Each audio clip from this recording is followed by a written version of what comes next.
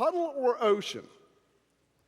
Before we can really go to puddle or ocean as a concept, what we have to do is, first of all, understand what creates us as human beings. The science of human development is consistent, no matter where we go, no matter what we do. So before we talk about the ideas of the puddle or ocean, first of all, how are we created? Have you ever, in your lives, those, just raise your hands, how many of you have ever heard of arachnophobia? What is arachnophobia? Anybody, just yell it out to me. Fear of spiders. Okay, hold that thought, because this is not just ooh, get it away from me. This is I'm petrified and I can't move. That's the total fear. It's incapacitating. The person cannot move. That's how fearful it is. So now, when we're born now, as far as an individual, our book of our lives is not created. Our experiences, our likes, our dislikes, our prejudices, things that we have in our lives are not created yet. When we're born, we come out of our mother's wombs. Arachnophobia, we weren't afraid of spiders. Something happened that created that fear. I'd like to think maybe a sadistic sibling, dangling it over you in the crib, or a parent maybe that didn't understand the importance of keeping that away from the infant or the child in their development. So now here's a little bit of an idea. Before we get to puddle or ocean, we have to set the stage. As we grow as human beings, and going back to and think about, reflect on each one of the speakers today, we are actually like sponges. And that sponge mentality breaks down to child psychology. There's 3 levels of child psychology. And this is a proven fact. First of all, from 0 to 8 is what we call our programming stage. Things happen to us in our lives here at the 0 to 8 level that create our prejudices, our likes, our dislikes. I'll tell you a little example of this. My mother, I love her, but she used to hide onions and everything because she felt it was healthy for me.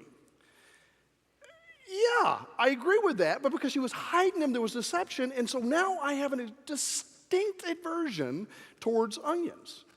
She would put them in tuna fish, she would put them in sandwiches, and I would seek them out, and she would try to lie to me and say they were celery. No, I could smell them.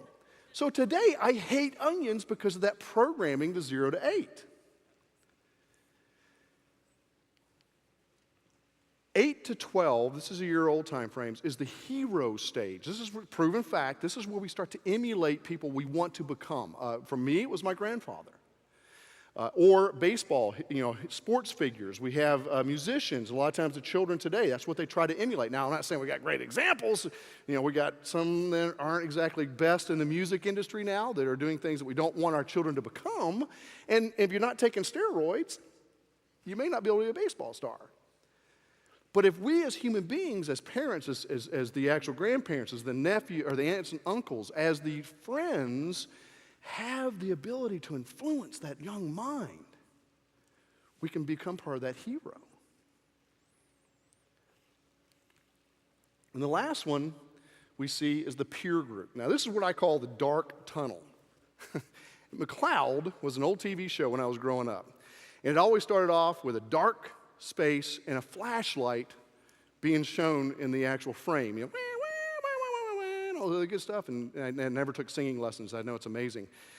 But the idea is that when we as human beings, how many of you, first of all, have children? Just a quick show of hands. How many of you have nephews or nieces? How many of you have pets? Okay, because it works with pets too. I just kind of, everybody raise their hand so everybody will know we're covered. The dark tunnel, I don't know what happens, but I swear my daughter, who's 19 going on 20, my son, who is at 14 now, we were best friends all the way until about 13. And now we just don't like each other sometimes. And I'd say a lot of times we don't like each other. And I could never figure it out until I started doing research with my one of my degrees is in human behavioral management.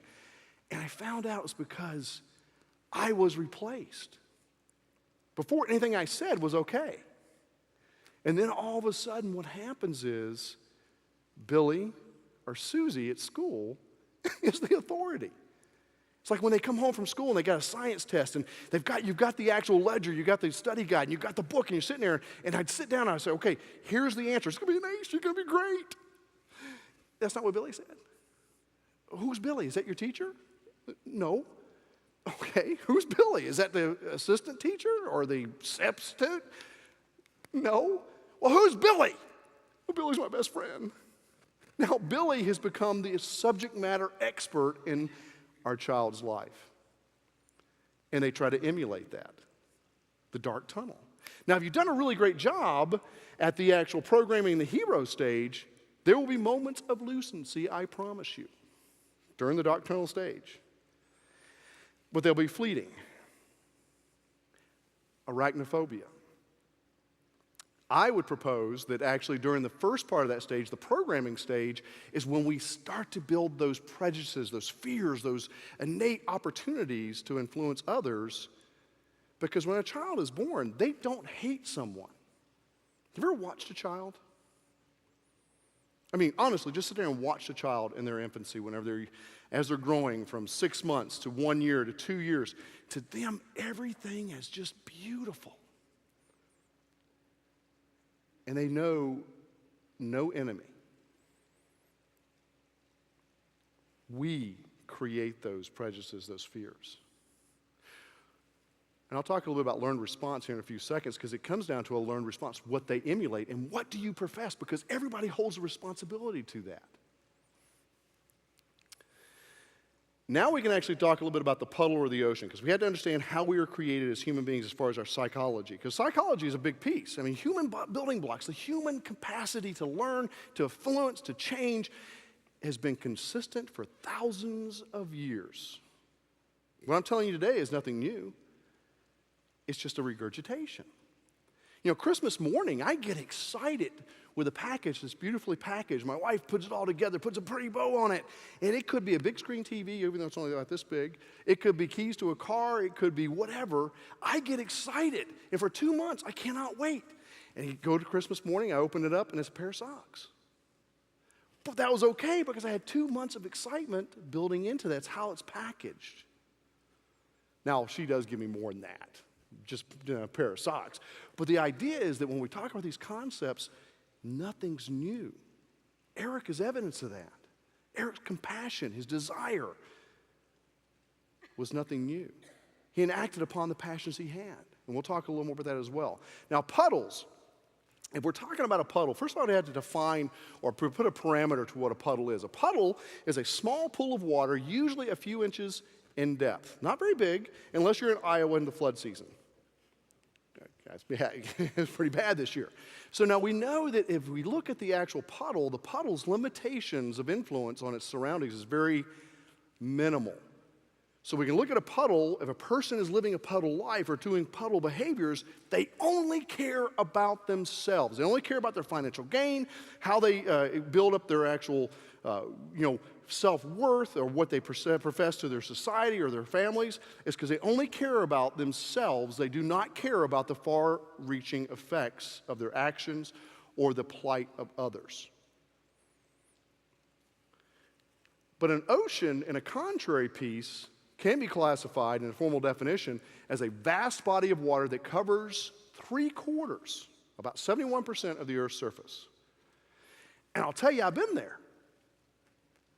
When I was on a ship, 20 years active duty service in the Navy, when I was on a ship, it was amazing to me when I'd stand out there. No ships around anywhere, no land, no nothing. It was a truly incredible sight.